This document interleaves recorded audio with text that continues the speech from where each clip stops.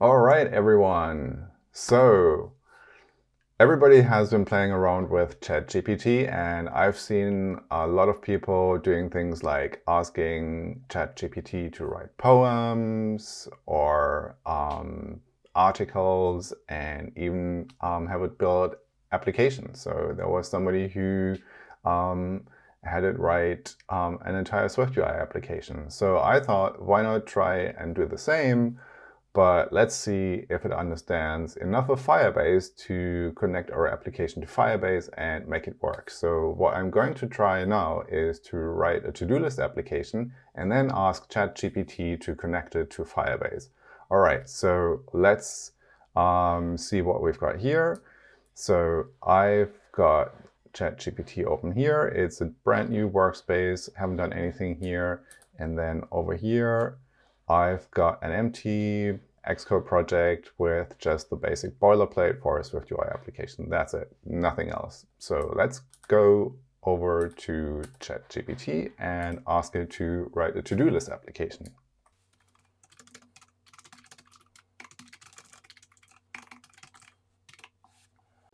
All right, so it's now thinking, and here we go. All right, so it's building a view. It's going to store all the to-dos in a local state, and it's just using a string to track the to-dos. That's overly simplified, I think. All right, yeah, this is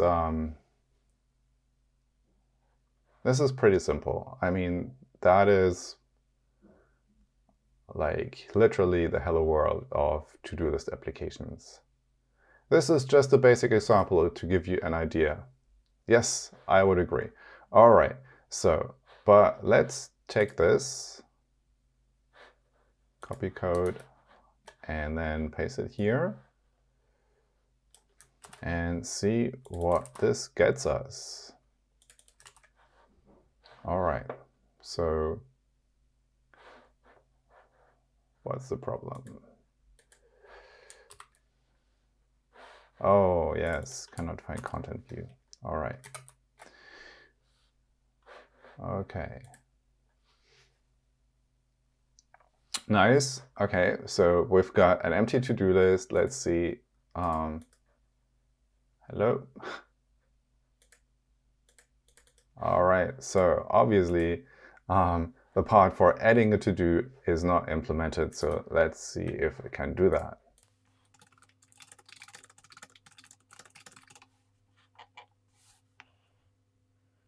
Okay, so here we go. Sample code for adding a to-do item. All right, so it seems like it's rewriting the code every single time that I ask it to make a change.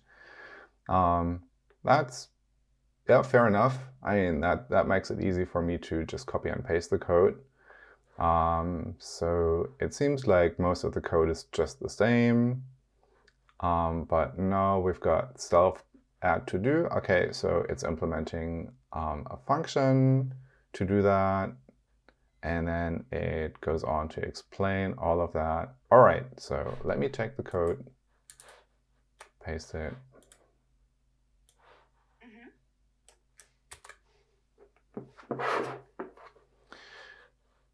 Okay, waiting for the preview to recompile. Okay, so now the button for adding has been moved down to the bottom, and here we've got an input field, hello world. And then let's, all right.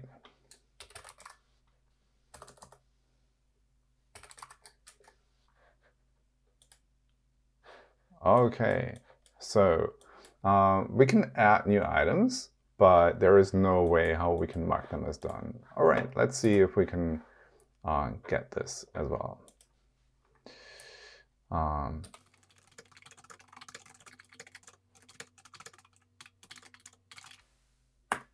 So the interesting thing is that it used strings to model our to-dos, and now if we want to be able to mark to-dos as done, we no longer can use strings. So it needs to somehow model the fact that we need to reflect the completion state. And here we go. So, all right. So what it's doing is it basically says, well, I'm going to just use tuples, right? So what you see up here, that's a tuple of title and done is done. So a string and a Boolean. Yeah, that's certainly possible. Okay, so I'm interested in how he explains this. In this example, we change the to-do state property to an array of tuples, where each tuple contains the title of the to-do and the Boolean flag indicating whether to-do is done or not. We also update the list to display a check mark or a circle next to the to-do, depending on its to-do flag. All right, yeah, let's see. This is not bad.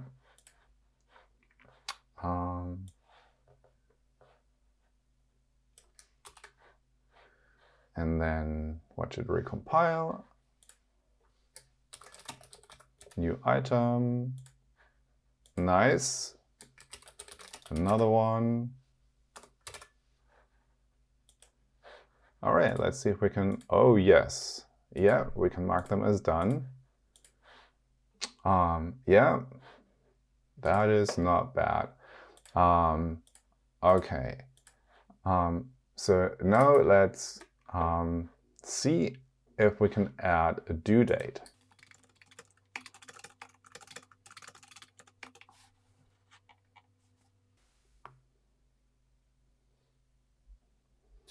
All right, so now I'm curious if it adds, yes it does. So it just adds another member to the tuple. All right, yeah. I was really hoping that I would be able to tell it to turn this into a struct. All right, so I mean, we could go on and do that, but I really wanted to use a struct here. Ooh, it's using a date picker. Now I'm curious. So I was gonna skip this, but now I'm really curious. All right, let's have it finish this. Yeah. All right, yeah, so it whenever we add a new to-do, it will set the current date. Let's see if it explains that. We also added a date picker to the view. The selected date is stored in the new to-do due date property. We update the list to display the due date to each to-do next to its title. You can further customize this code to your needs. For example, you could add validation to make sure the due date selected for the new to-do is not in the past, or you could add a way for the user to edit the due date of a to-do after it has been added to the list. Yeah, so let's see what this code does.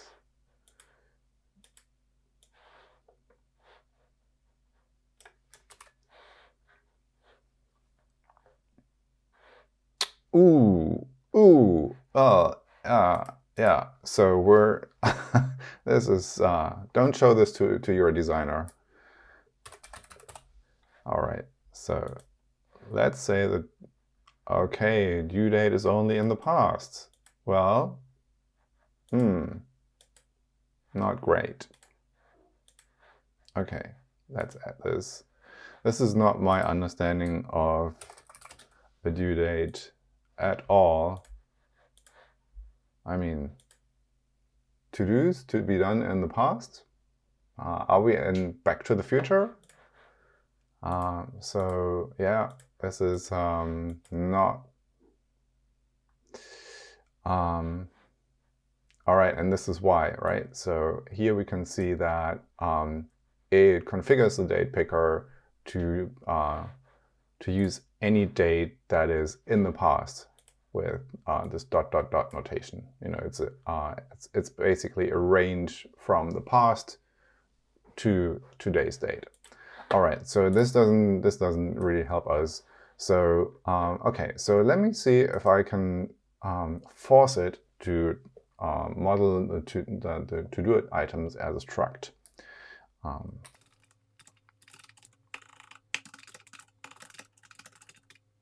Okay, let's be generic and just say, please create a model for this. So I'm not even telling it to use a struct. So now I'm curious if how this is going to model this. If it's going to use, yeah, it's using identifiable. Yeah, this makes sense.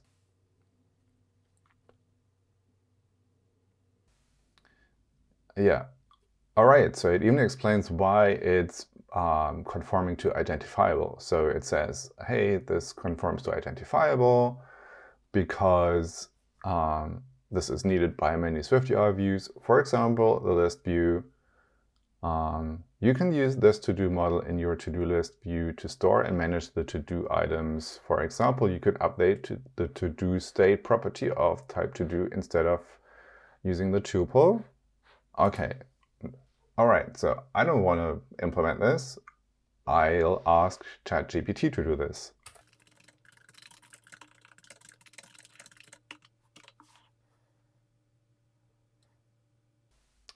This feels a little bit like a conversation you might be having with an intern, right? So they come and bring you something that they've learned, and then you tell them, yeah, this is great, but can you please look into using this slightly more advanced technique? And then it's iterating, and it's not bad. And some of the things that I did with it are some quite inspirational, but yeah, I feel like this is a bit of a drag, really, right? So you have to be pretty specific, and you need to know what you want in order for it to get somewhere. All right, so this is starting to look a lot more like I would probably write this myself if I was getting started. Still not using any view models and stuff like that, but certainly a lot better than what we had in the beginning. All right, so let's see. Oh yeah. So we also need to copy our model. And I'm just going to paste this here.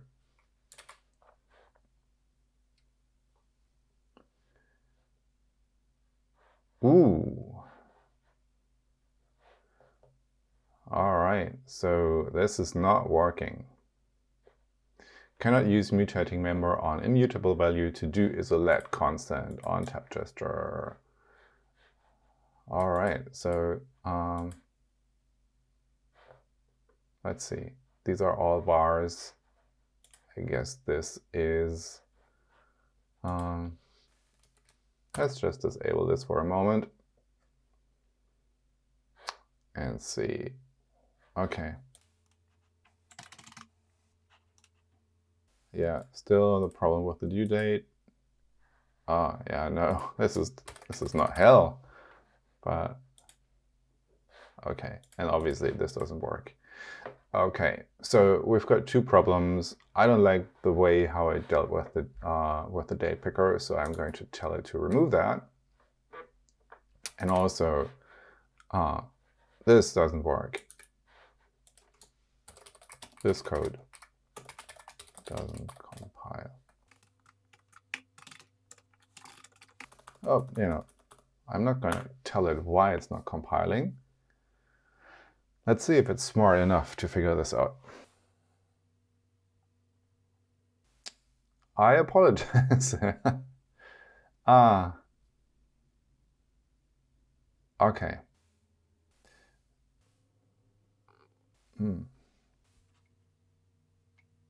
Okay, so what I'm going to do is I'm going to copy this, and then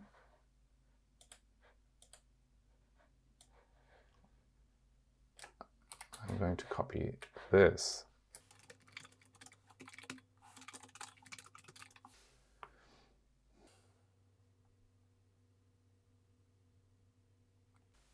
So yeah, I wonder if there is enough data in its corpus to understand why you can't mutate a member on an immutable value.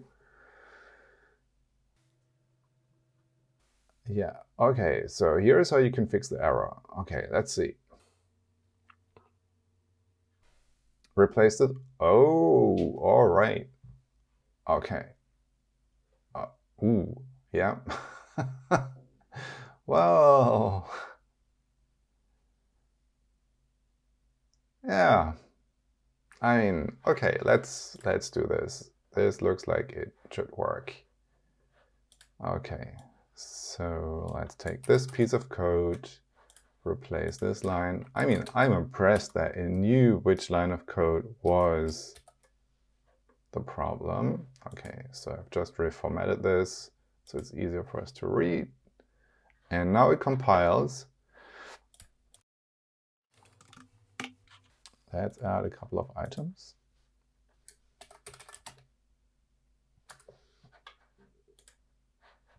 And another one, item 3. And now let's mark them as done. And this works nicely. All right. Not perfect, but we're getting there. Okay, so I now like to refactor this out into a view model.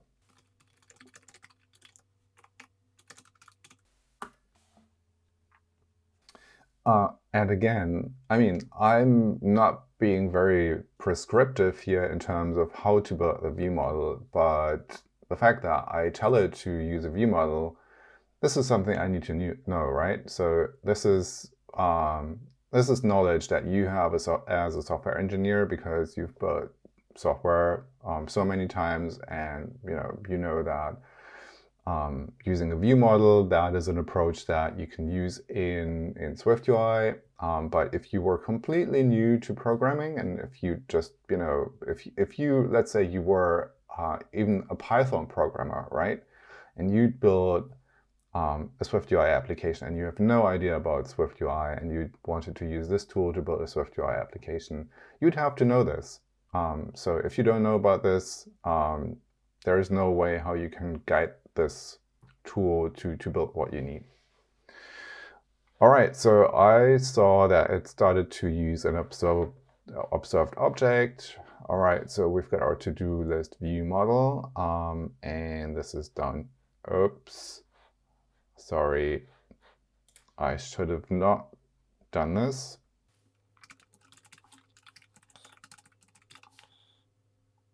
Okay, let's see if I can. Okay. Yeah, it looks a little bit botched up, but this is probably just because this is no longer in a text block. So we'll, oh, yeah. This is purely a rendering problem, I would say. Okay, let's wait until it finishes. Yeah, okay, so it explains how the view model works like. I love how it always says, this is just an example. Don't use this in production. Okay. Okay, let's take this code here. And what about, I'm not sure if there is also the struct. So I'll paste this here. And then take this piece of code and then paste it here. Okay, let's see if I can fix this.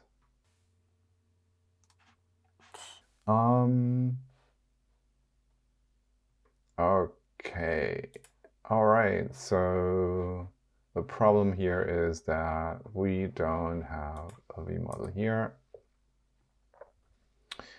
We'll just ask it.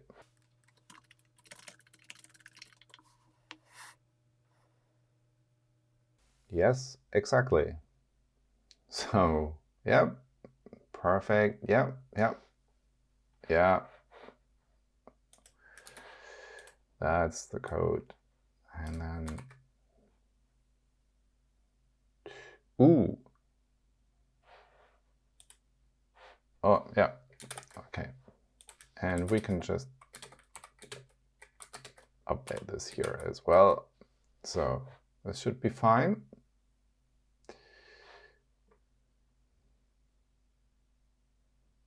Cool.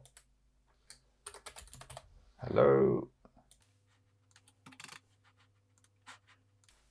Nice. Okay. Okay, so I'm gonna try to remove the due date, because I'm really not happy how this works. And then in the next step, let's see if we can connect it to Firebase. Okay.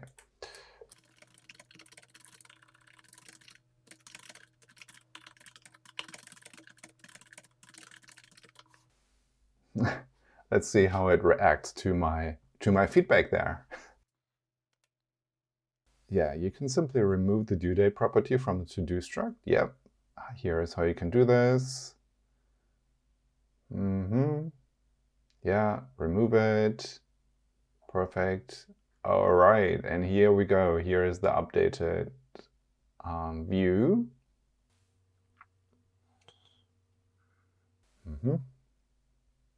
Yeah, so far so good. Remove. Yeah, so it's always inserting instructions, because we might have more complicated code. So instead of just copy and pasting stuff. Okay, so this clearly is not everything,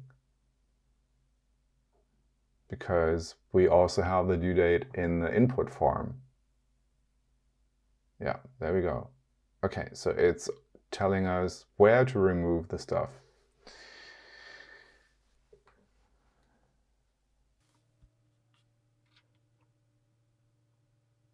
Yeah, our view model.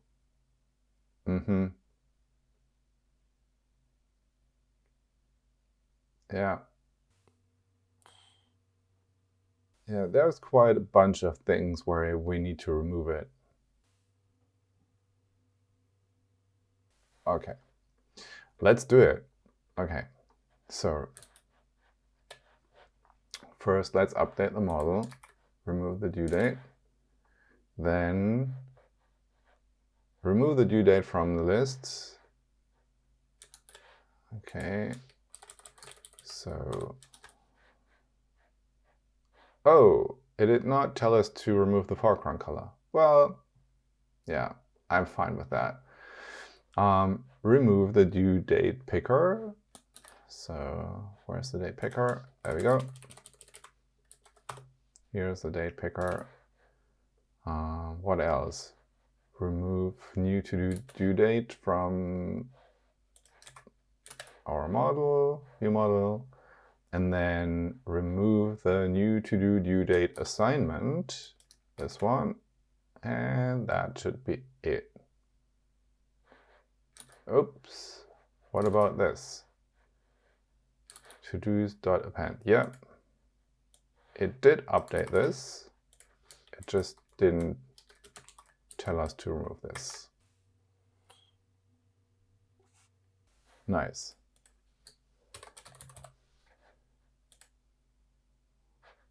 Okay. Okay, one more thing. One more thing. One more thing.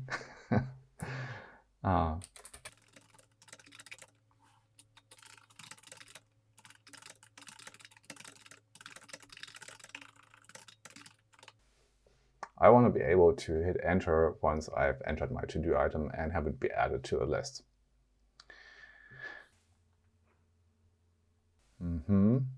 Yeah, we'll have to use the onCommit callback of the text field view to detect when the user has finished editing. Yeah, that's what you need to do.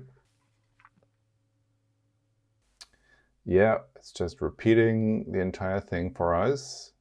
On tap gesture. Ooh. Oh yeah, that's for the toggle, for the to-do toggle. On commit. All right. I'm curious if this will actually work. I'm not sure if that's the correct syntax. Let me see. All right, so in the HStack, yeah, this one. Let's see. Does it work? It seems like this works. Oh, it does. Beautiful. All right, so this looks okay. I think it's good enough for a to-do list application. It's certainly a far cry from Apple's Reminders app, but yeah, it's let's roll with this. So let's now connect to Firebase.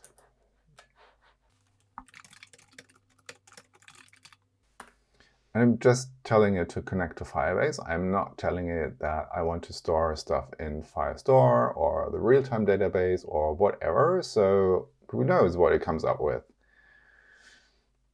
Yeah, so to connect this app to Firebase, you can use the Firebase SDK for Swift. Interesting side note, the official name for the SDK is the Firebase Apple SDK. It's not called the Firebase SDK for Swift. I think it's calling it this way because I've told it to write a Swift application. And then it talks about the real-time database, or yeah, so it uses the real-time database. Okay, yeah, we can do that. So it basically updates our list view model and gets a connection to our database. It builds a node for the to-dos. It adds a new to-do ID, and then it adds our to-do items to the node using a dictionary. That is okay, but I want to use Firestore.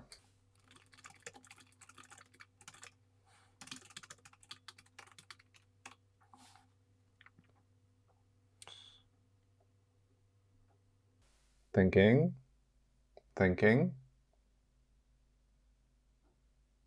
Yes, use the Firebase SDK and the Firestore API to access and manipulate the data in your Firestore database.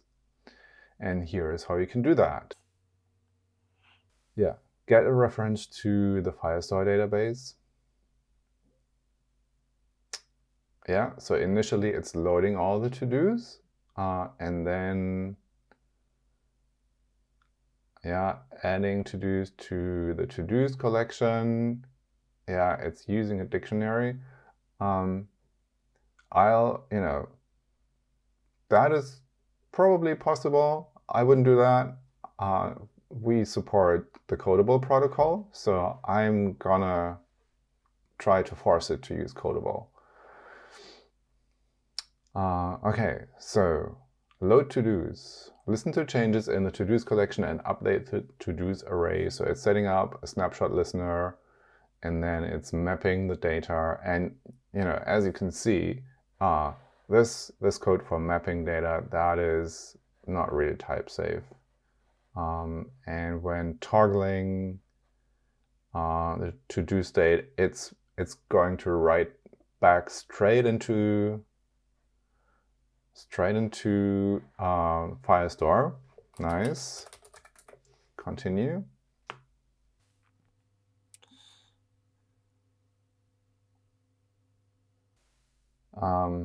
I think the code wasn't complete. There are a couple of things missing.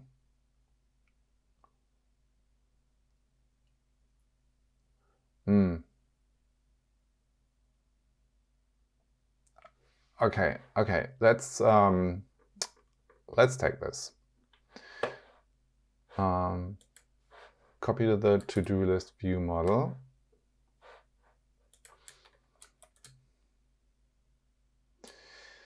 I'm going to replace the entire thing here. I think import Firebase. Yeah, let's move this up. I mean, we could leave it down there. That's okay. Oops.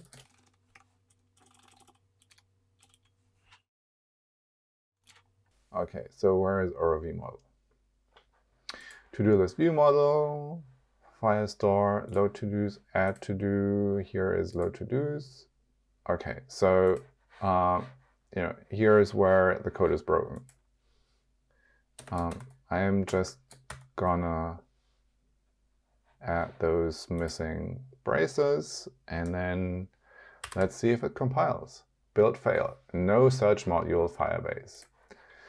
And that is because we haven't added Firebase to the application yet. So let's ask ChatGPT how to do that.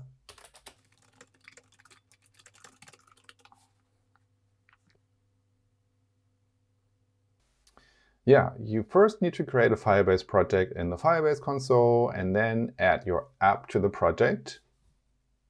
Download the Firebase configuration, and here's a step-by-step guide. Okay. Yeah, okay.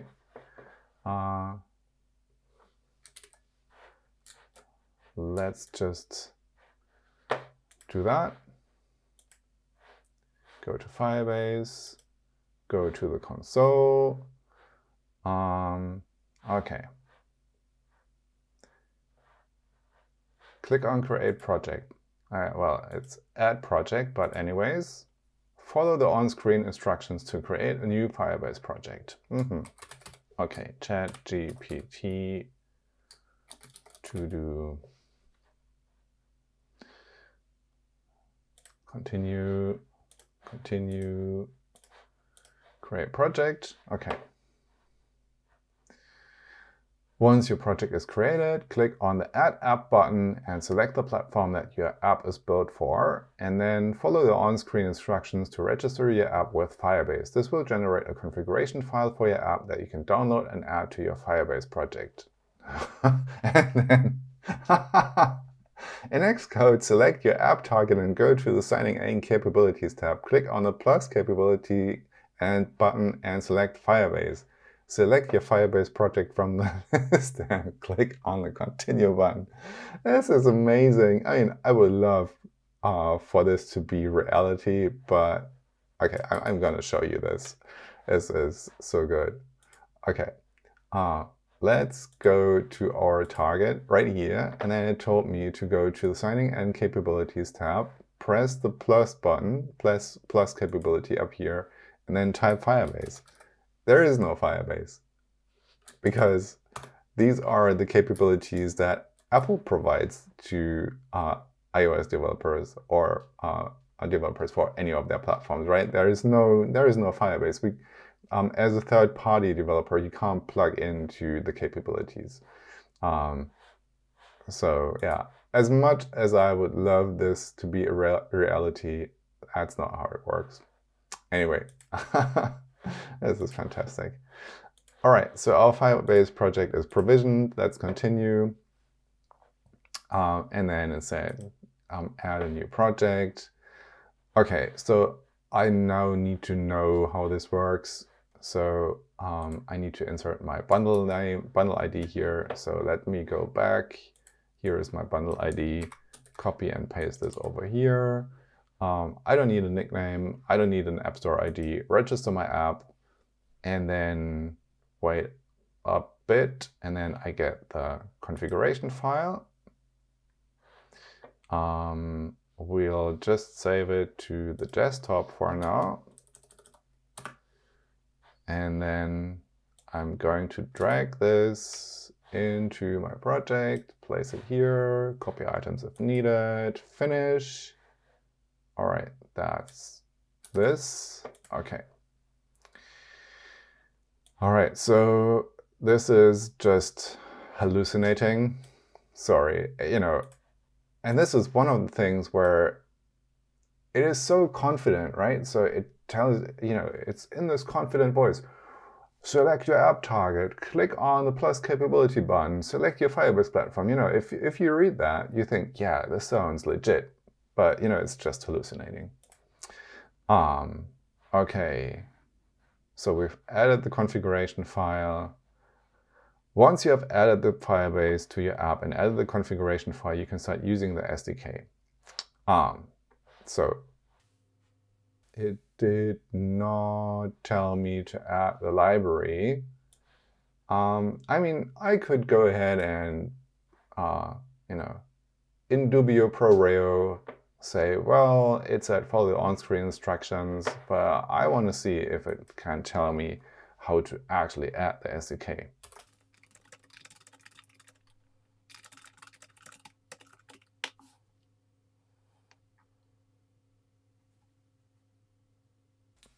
Oh, sometimes it takes a little bit longer for it to respond. Oh, yeah, this is a bit outdated. So now it's saying that we should use CocoaPods or Carthage to install the Firebase SDK. This is super outdated. I mean, we could still use CocoaPods, and Carthage is still a possibility, but we actually recommend using Swift Package Manager. So I'm not going to do this. I'm just really surprised. So the thing is that I think they always say that the knowledge base that ChatGPT is able to reap from goes until 2021, but Swift Package Manager support has been added before that. Let's see. Let's check out the Firebase blog, and then let's see. Is there iOS? Okay, so Firebase SDK for Apple now fully supports Swift Package Manager. It's August 2021. Yeah, so I think it should know about this. Let's ask it. I want to use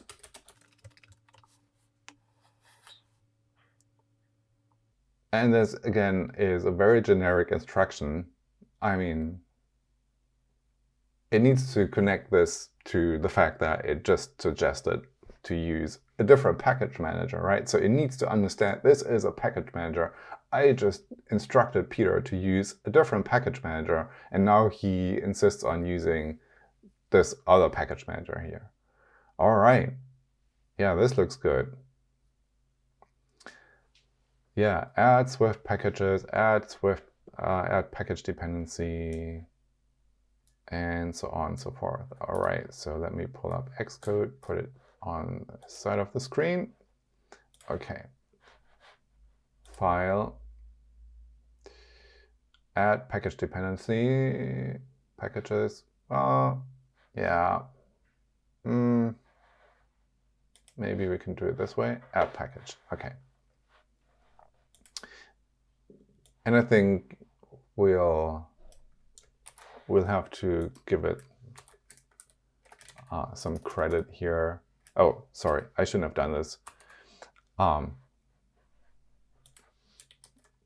So yeah, okay. So the URL is not strictly correct.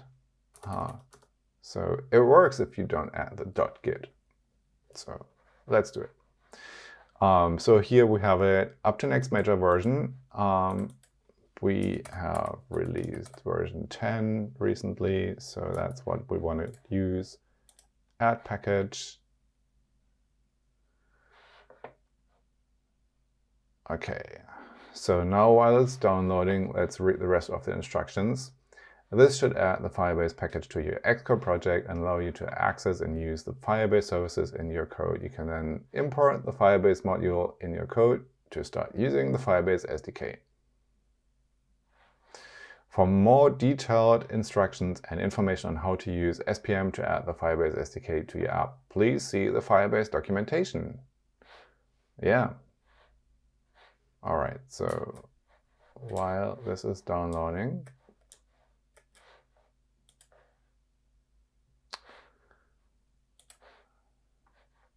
let me show you. So if you the URL for adding the package is actually the URL of the GitHub project. So if you ever want to add the Firebase SDK, just find us on GitHub and then copy that URL and add it. So what's going on here? Okay, so this is taking longer than expected. So let me try again. Starting package resolution. There we go. This is looking a lot better now. Okay, so now that we've got all the packages resolved, we need to choose the ones that we want to use. I'm just gonna say, yeah, it doesn't tell us which ones to use. Let's ask it.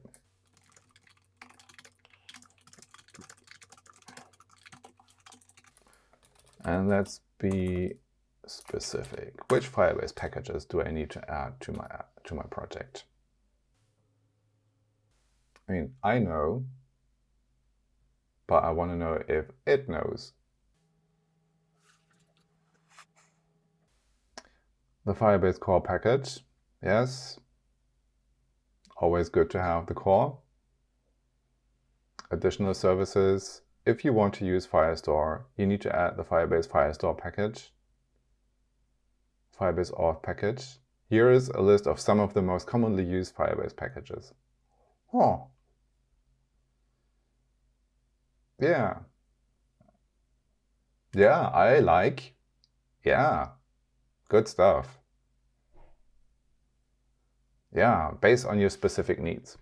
All right. Okay, cool. So yeah, fair enough. So we'll add Firestore and Firestore Swift. Add package.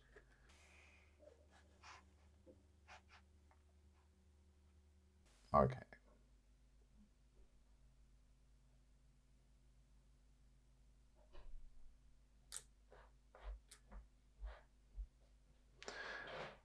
All right, so let's see.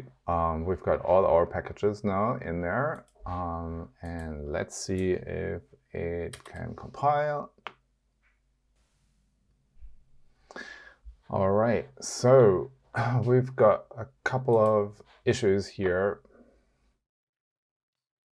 So there is no toDictionary.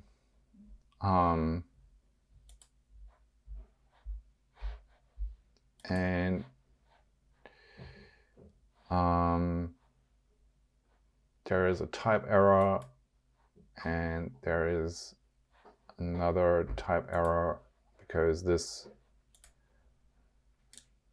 expects a different type. Okay, so let's see if we can get it to update our code. So let me move this here. Okay. Update my code. Let's see if it can help me out here.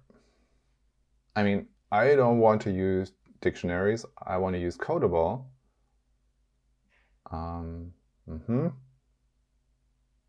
Okay, yeah, so it knows that the code that it gave me uses toDictionary to convert this into a dictionary so it can be added to Firestore. And now we've got a network error. Let's try again.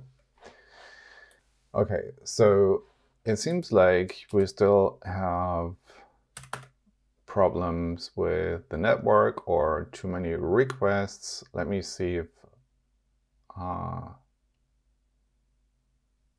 this now works. If it doesn't, I've got one idea to yeah, Okay, so what I'm going to do is I'm going to duplicate this tab, and now I'm in a completely new session. So this session here doesn't know anything about the code that we've written so far. So I'm going to tell it that we've got a to-do application, and I'm going to give it the model, and then I'm just going to ask it to write the code that is missing. So I'm going to copy this.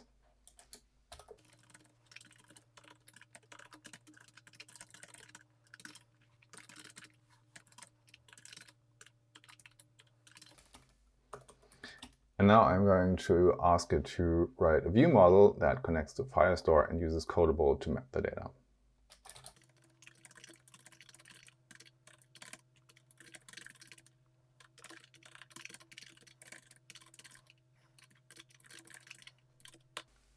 All right, let's see. So it first needs to understand the model. It needs to come up with the view model that we are probably using. And this might not match exactly what we've got in our application so far because, as I said, this tab here doesn't have the context. So let's see. Okay, so this is looking pretty good. So, ooh, yeah, nope, nope.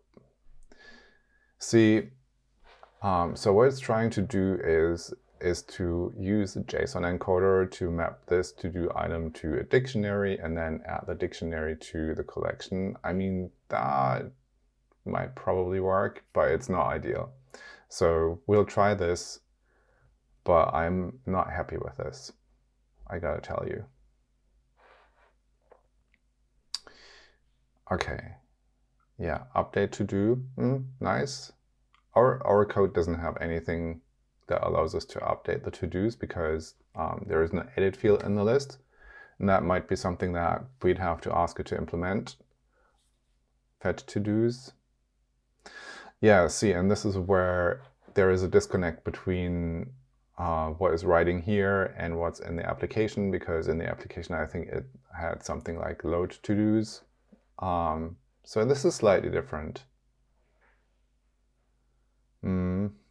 Yeah, it's not explaining that it's using JSON encoder. Try again. Okay, so you know what? I'm going to copy this code and we're going to give it a try. Okay.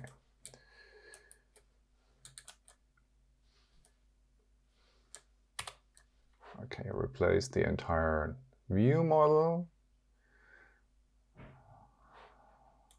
Okay. So, yeah.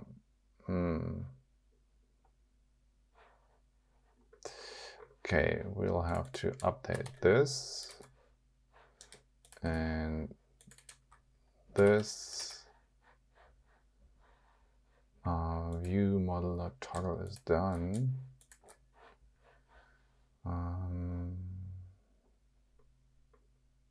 Yeah, it doesn't have that. Okay. Okay. Users and also mark to-do items as done.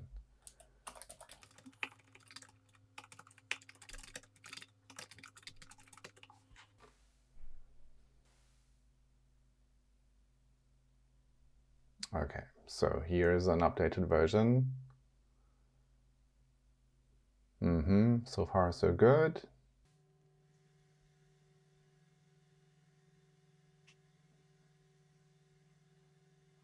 Yeah, deleting to-dos.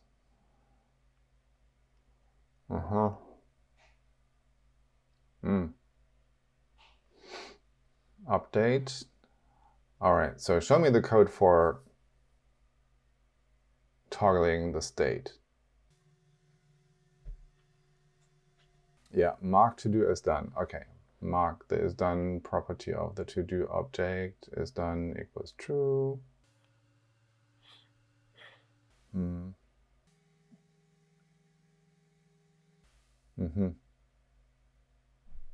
Okay, yeah.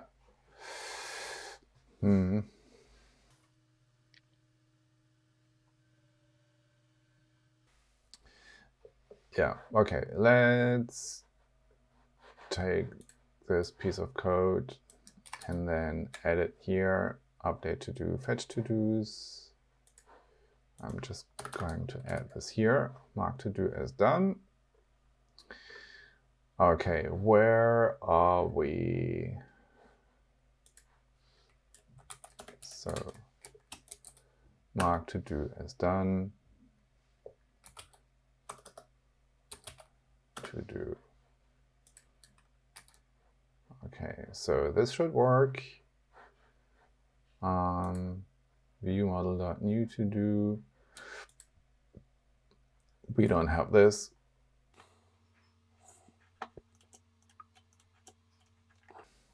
Do we have add to do?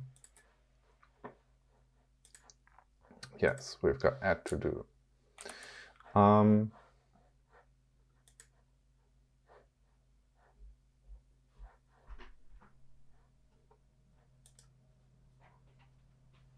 Okay, so we now need to teach it that we need to have a new to-do item on the view model so we can connect our text field to that. So, wow, this is a chore.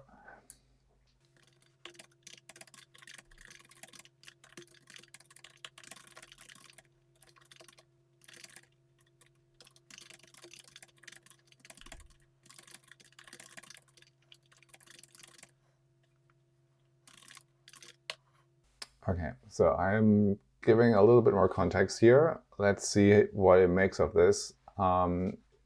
It's a bit ambiguous, right? So, you know, by talking about the UI, I wonder if that is triggering it to also try to write some UI code now, or if it actually just helps it to understand how to build this to-do view model. Okay, here we go. So it's using a string there. Yeah, okay. I think this should work. Yeah, so it's created a new to-do string, and then when adding new to-dos, it's using this string to create the new to-do item. Yeah, this looks good. Minus the fact that it's still using dictionaries. I really don't like that. So we'll have to make sure it's using Firestore's Codable support. So I'm going to do that in the next step. Actually, let me start typing this.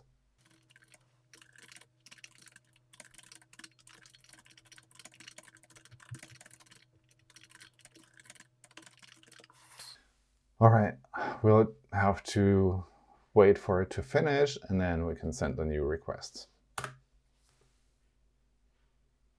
Okay, so here we go. Keeping the to-dos, connecting to Firestore, creating a new object. And now let's see. Yes, that looks a lot better.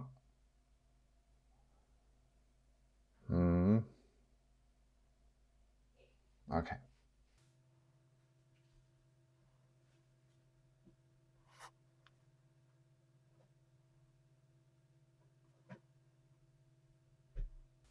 Yeah, I also like the fact that it knows that this is immutable, so it needs to make a local copy, update the local copy, and then set the data of the local copy. So that is pretty cool.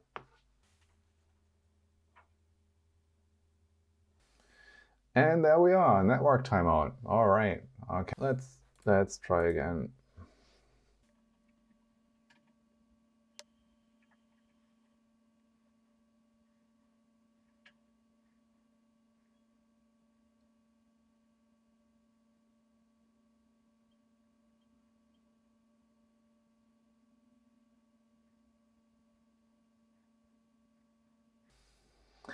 Okay, so this code looks a lot better because it actually uses Firestore's Codable support.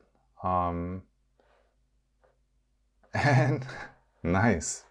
So it explains that we don't have to use JSON encoder to do the encoding. Okay, let's take this. Copy code. Let's go over here. And then delete this chunk of code here. And then insert the newTodo view model. And let's see. Okay, there are a couple of issues here, cannot convert. And this is mostly due to the fact that we need to import Firestore.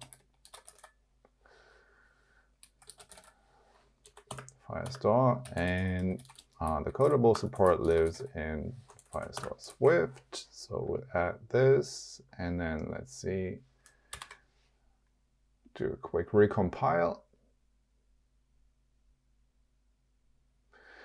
Okay, cannot convert value of type todo to expected argument of type string any. Okay.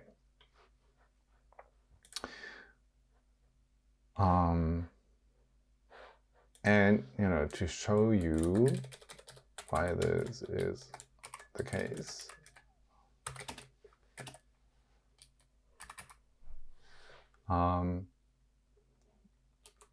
so this method here expects a dictionary, and this other method here expects an encodable.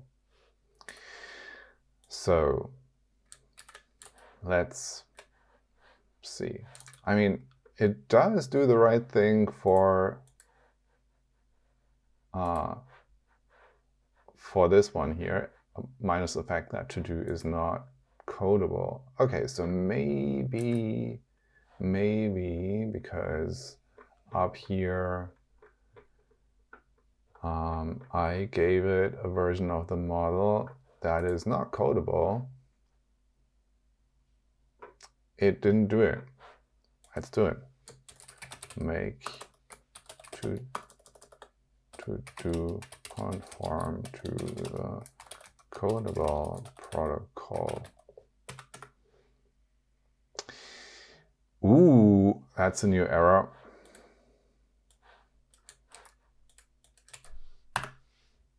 Nah.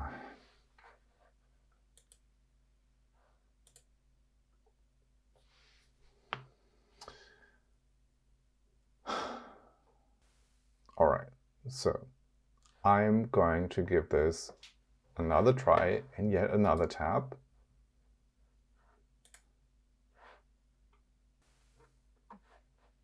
And now let's start over, or partially.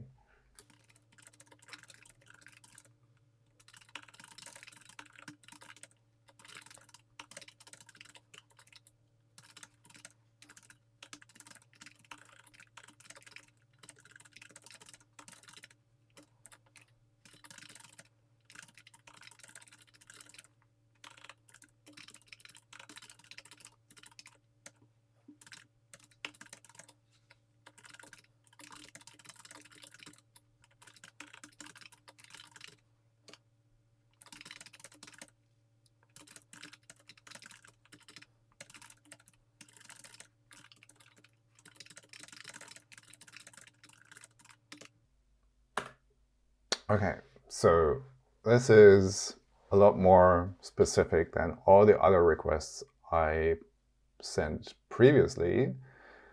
So let's see if this is enough to build up the context that it needs to match the code that we already have. So And already this is a lot better because our to-do is now identifiable and codable.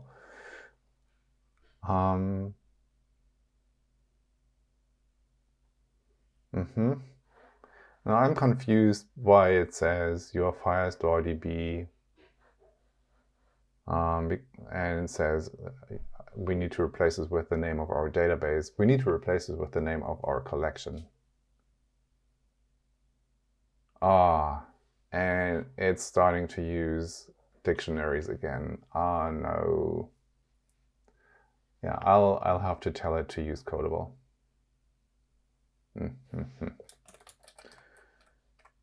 Please use Codable.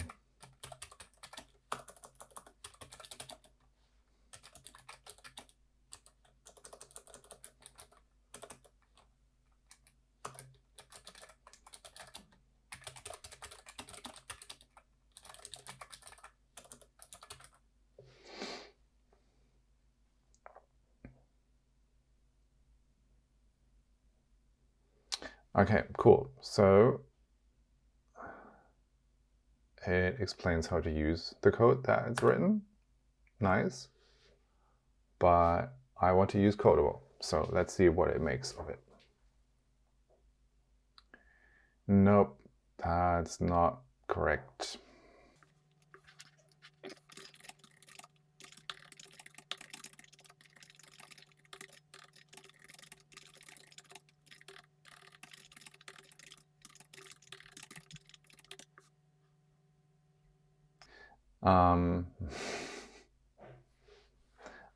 Okay, so it wrote a lot of code to, do the mapping manually, and this is one of the reasons why we implemented Codable, to prevent you from having to write this kind of stuff here, right? And you can see that, if you have more fields, you would have to add a lot of this mapping code.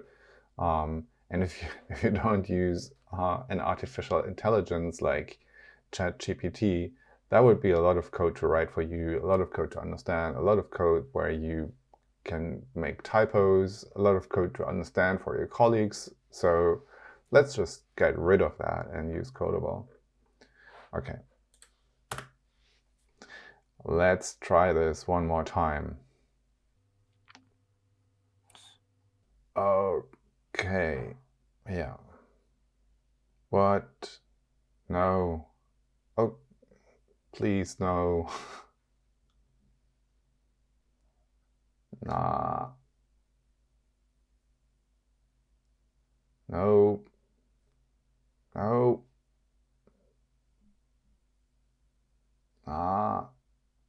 It's way easier than that. Oh no, it's making such a mistake.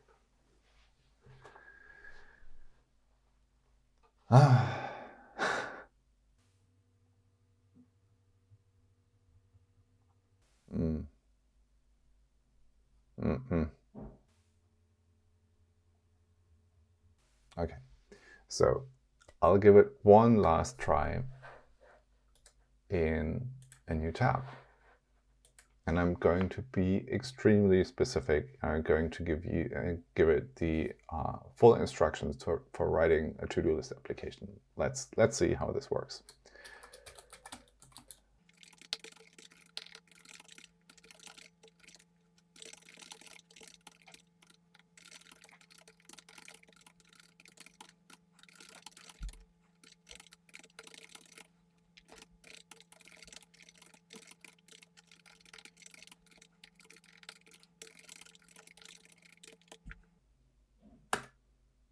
All right, so this is everything that I've told it before.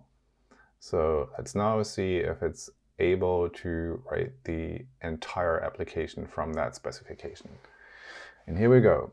All right, so it's using the correct import. The to-do is Codable. It doesn't use an ID. I'm interested how this is gonna work. Oh, I forgot to tell it to use a view model. Yeah, so this is not gonna work because to-do needs to be identifiable and to-do is not identifiable. Interesting. So it uses strike through to mark to-dos that are done. Yeah, it's a creative touch. Yeah. Oh, well, at least all the model management stuff is in the private section here, and it's marked as private. That's okay.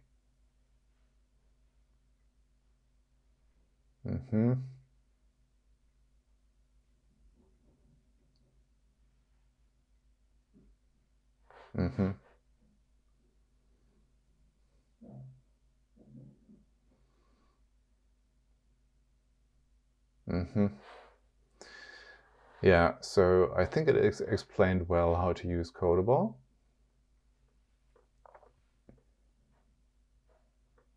Okay, let's copy this code. And then, oh, does the code? Yeah.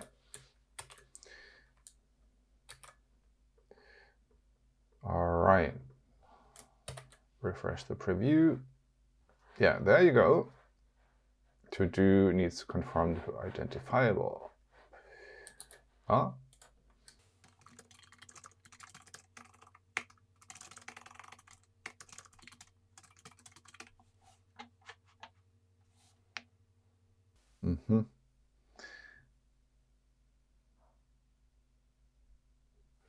Yeah, that's better.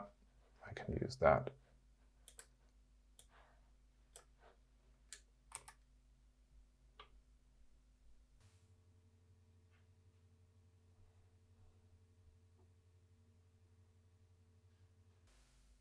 Okay. I think I've seen enough. Let's do it this way. This is duplicate.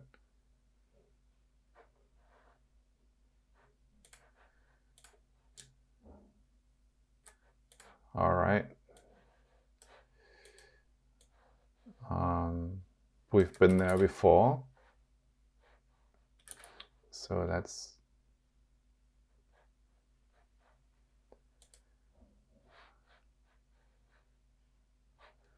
okay, and this is because we don't have the import.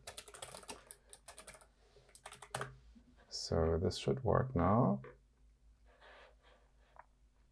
Call can throw, yeah.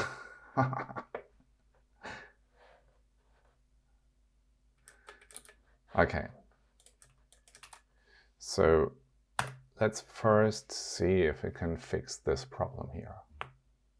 I know it did it before, but let's see if it can do it again.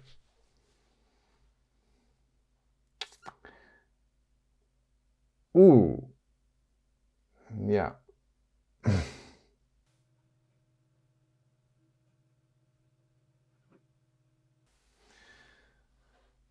Okay, so it wants to mark the respective method as mutating. I am not sure I totally like this approach, but yeah, why not?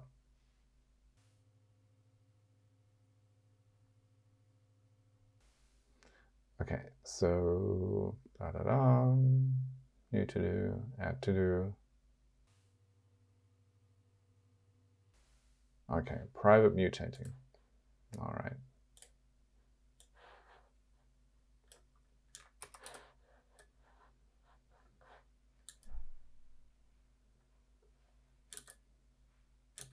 That was for update to do.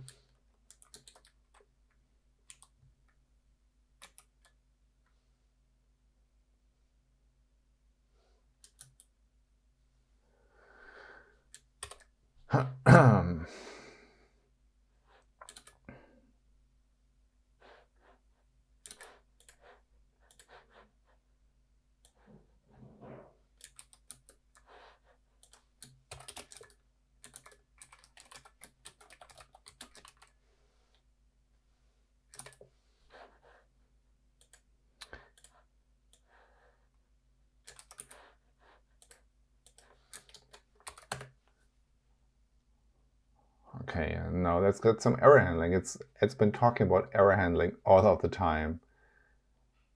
Oh yes. Okay.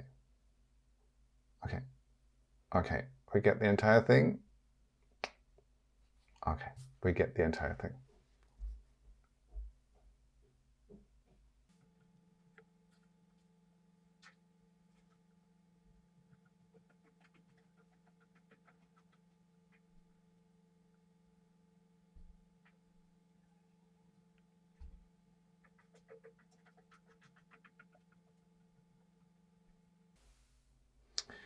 All right, and there we go. Now this should be safe to use. SaveTodo. Bam. Format our code. And then our view model has a different. We don't use a view model, that's why.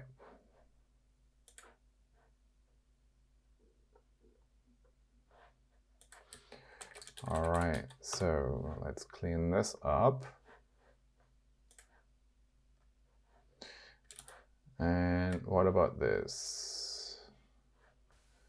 All right, so I think we need to update this too.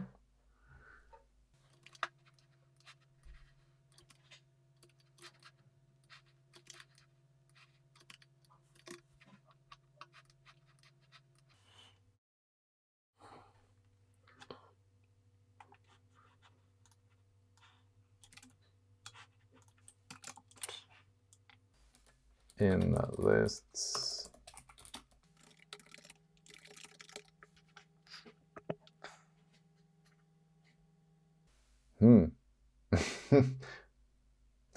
Okay, so we're now back to a non-mutating function. But the question is, how is it going to be implemented?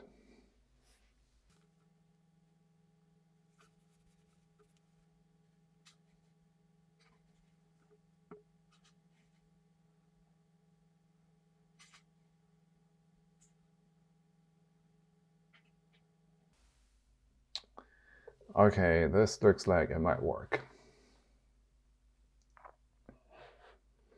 Good. So copy the entire code.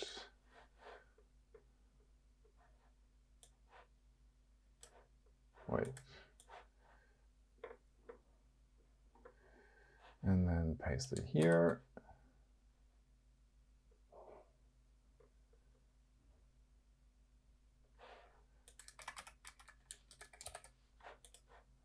Right. So let's see. Build failed. Yep. This is no longer necessary. Build again. This looks good. Okay. Now, all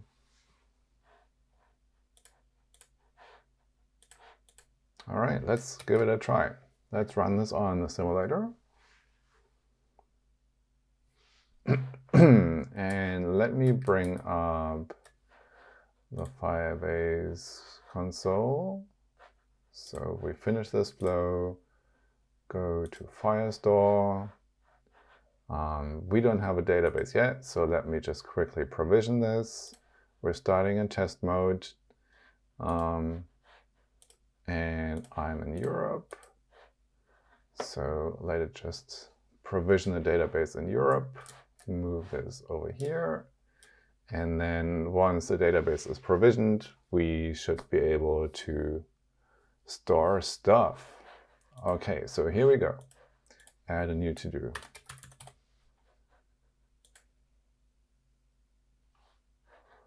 Whoa, failed to get Firebase.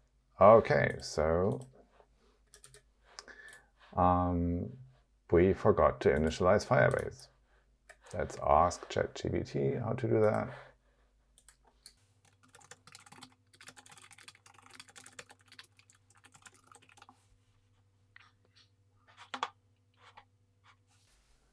Okay, here we go. Yeah. Okay, all right. This works.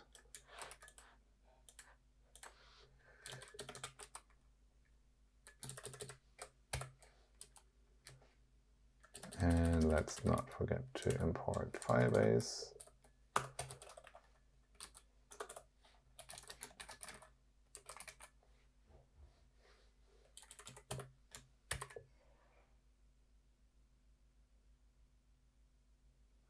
Build succeeded. Let's run. Hello. Okay, let's refresh. And there we go. Okay, let's add another one.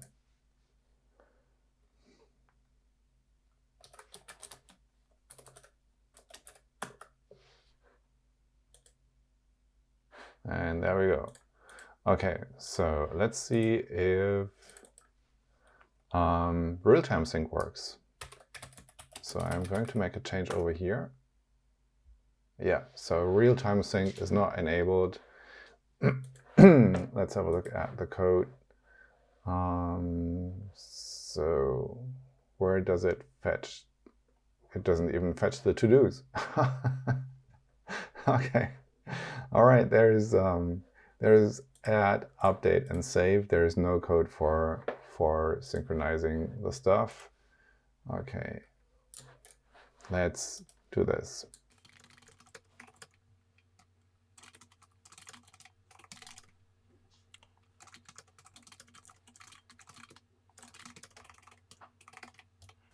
I was tempted to tell it to use a view model, but you know, let's not get ahead of ourselves.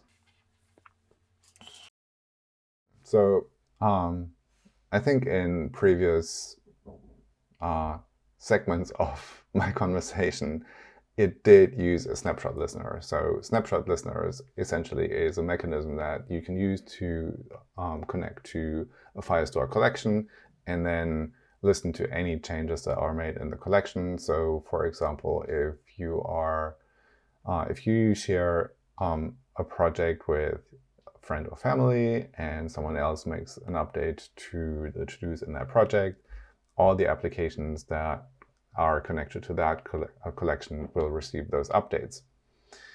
And this is one of the really fantastic features of Firestore. And let's see if ChatGPT can add this for us. Okay, so here we go, still like the view. And now we get the code for adding stuff, updating.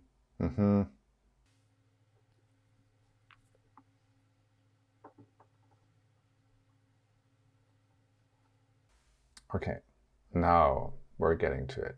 listenToTodos. All right, so it sets up a snapshot listener. Oh, come on. Continue.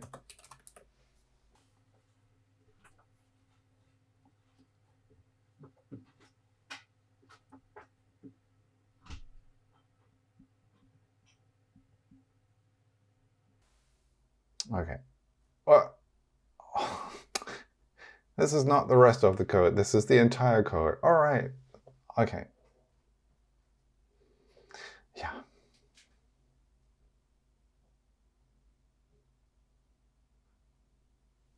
Yeah, and this is yet another thing that's really a bit annoying about this. If I'm making a small change, like telling it to, add a new field, for example, or add another small feature, there is no need to actually go through all of this again. It would be enough to just give me the updated code. But instead, I have to sit through all of this. And I guess the reason for this going so slowly on screen is that they want you to be able to read what's going on. They could just like dump all the code into the window here and like it would scroll through.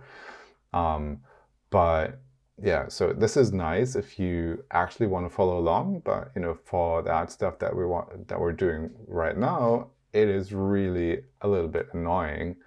And I would prefer to either be able to speed this up or tell it to just give me the pieces of code that are relevant. And look at that, it's again,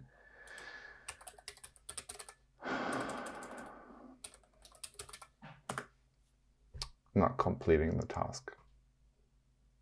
Okay, I just want to see listenToDos. Okay, just give me the rest. Oh no!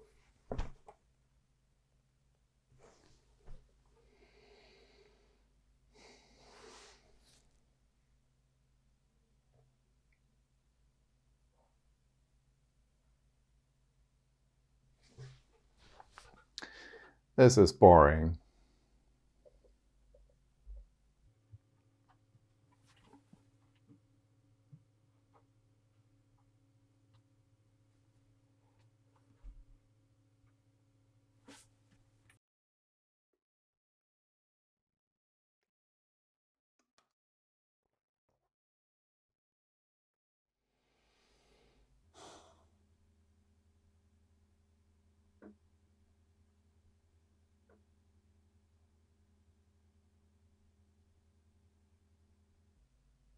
Okay, please, please.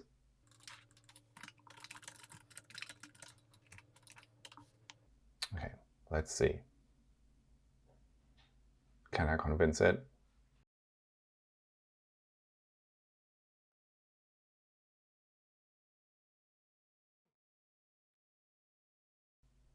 Okay, good.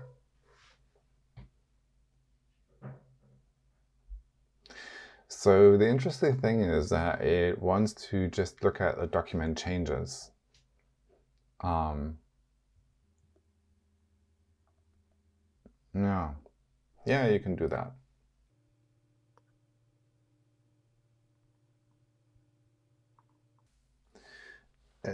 Yeah, you can do that. It's not strictly required, but I mean, there is an easier way to do that. Okay, so listenToTodos.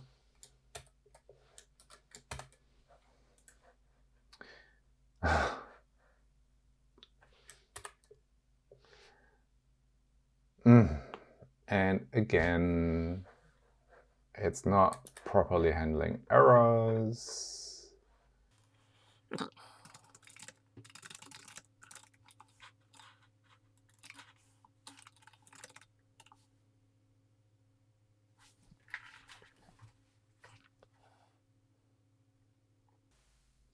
Okay, let's see.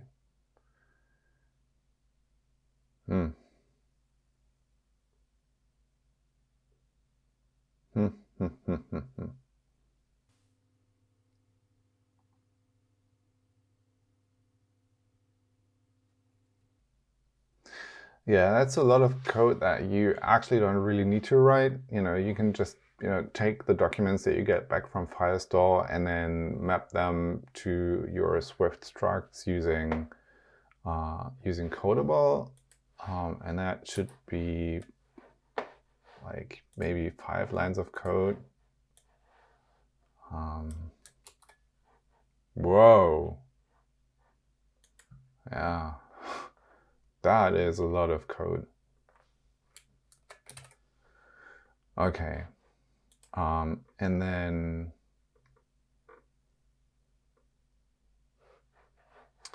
I'm gonna implement this myself.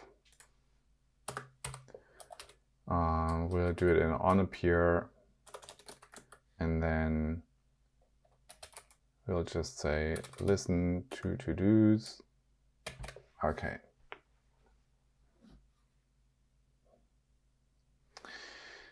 Okay, right. So let's get back into our application here. And there we go. So we can make changes in our data in our database, and they will be reflected in the UI. So for example, if I set this to false, then this will be updated here. All right, so we've got 150-ish lines of code. Well, let me remove the license, and then we'll know for sure. So 130-ish lines of code.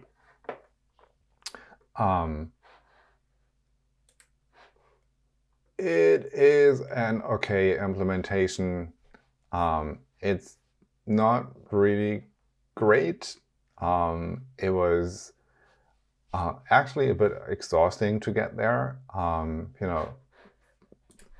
Some of the reasons are all the errors that we had, and these are literally just due to the fact that so many people are trying to use this right now. It's mostly a UX problem. It's not the fault of the tool itself or like ChatGPT, of the underlying language model.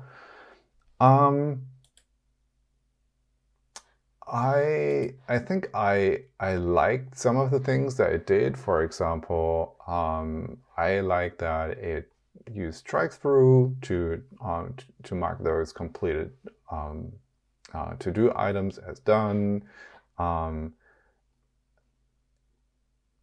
But as you saw, there is so much that you need to know in order to direct it to where you want it to be. And even then, it's like, you're telling it to do something and it feels like it doesn't listen properly. You've got something in your mind that you want it to implement and it does something slightly different. And then you'll either have to go in and change the implementation yourself, or you have to give another prompt. And over time, I feel this might get better. For this specific use case here, I mean, to-do list applications, that's kind of the hello world for mobile / database apps. Right, so it's a well understood problem. It's nothing really fancy, and it should be straightforward. And I feel that a lot of the code that we got here for adding, updating, saving, and listening to data, that literally is just regular database functionality, CRUD functionality, create, read, update, delete. That you can generate this using a code generator. So if you don't want to write the code yourself, use a code generator, right? So if you build applications like that on a regular basis, then why not use a code generator that produces solid, tested, well-documented code?